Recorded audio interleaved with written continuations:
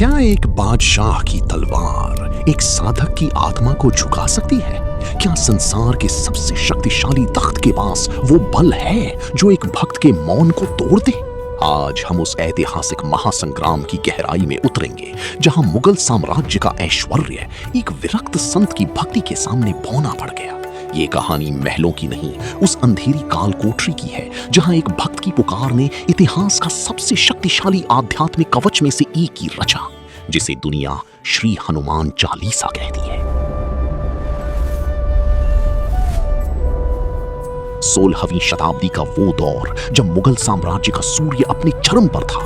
उसी समय काशी और अयोध्या की गलियों में एक अलग ही प्रकाश पुंज व्याप्त था।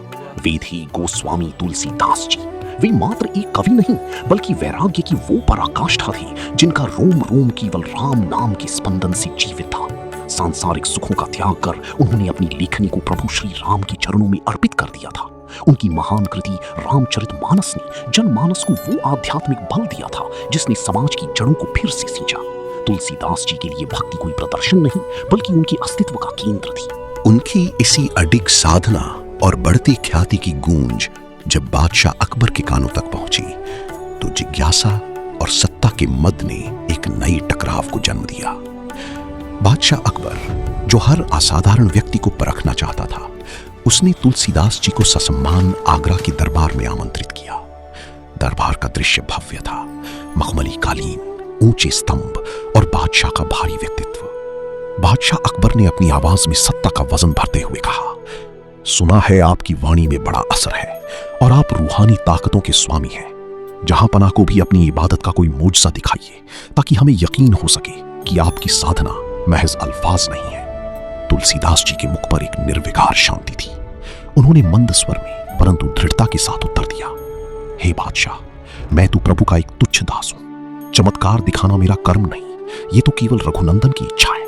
मेरी शक्ति केवल उनकी शरणागति में है, किसी जादूगरी में नहीं। ये इनकार बादशाह के अहंकार पर एक गहरी चोट थी और यहीं से एक ऐसे संघर्ष की शुरुआत हुई जहां सत्ता और भक्ति आमने सामने खड़ी थी। क्रोध की ज्वाला में जलते हुए अकबर ने आदेश दिया कि इस संत को तत्काल बंदी बनाकर आगरा की सबसे गहरी और अंधकारमय काल कोठरी में डाल दिया जाए। हुक्म हुआ कि जब तक ये साधक कोई चमत्कार सिद्ध नहीं करता, इसे सलाखों के पीछे बेड़ियों में ही रखा जाए। तुलसीदास जी को पत्थर की उस ठंडी कोठरी में ढकेल दिया गया जहां रोशनी भी प्रवेश नहीं कर पाती थी। यहीं से प्रारंभ हुआ एक धीमा गहरा आध्यात्मिक मंथन। वो जेल तुलसीदास जी के लिए बंदी गृह नहीं बल्कि एक एकांत साधना स्थली बन गई। सन्नाटा इतना गहरा था कि वे अपने हृदय की धड़कन सुन सकते थे। बेड़ियों की खनक में भी उन्हें राम नाम का संगीत सुनाई देता था। दिन और रात का भेद मिट गया। जैसे जैसे समय बीता गया, तुलसीदास जी अपनी आंतरिक चेतना की गहराइयों में उतरते गए। वे अपनी पीड़ा के लिए नहीं बल्कि प्रभु के प्रति अपने अनन्य प्रेम की अभिव्यक्ति के लिए शब्द खोजने लगे। जेल का वो स्थान ऐसा था जहां रोशनी भी प्रवेश नहीं कर पाती थी और केवल सन्नाटा ही दीवारों से टकराकर लौट आता था। इसी गहन अंधकार और मौन के बीच 40 दिनों की कठोर साधना पूर्ण हुई। हर दिन प्रभु श्री राम की स्मरण में एक एक चौपाई लिखते गए और जब 40वां दिन आया, जैसे ही 40वें दिन चालीसा का अंतिम पद पूर्ण हुआ, आगरा की फिजाओं में एक अव्याख्येय तनाव भर गया। अचानक पूरे शहर और मुगल किले के प्राचीरों पर हजारों वानरों का एक विशाल समूह अवतरित हुआ। वानरों की वह अनियंत्रित सेना मुगल सुरक्षा तंत्र पर टूट पड़ी। किले के भीतर भगदड़ मच गई, सैनिक असहाय हो गए, महलों के भीतर चीख पुकार गूंज उठी और बादशाह की सुरक्षा का हर प्रबंध ढह गया। बादशाह अकबर ने जब यह दृश्य देखा तो उसका अहंकार भय में बदल गया।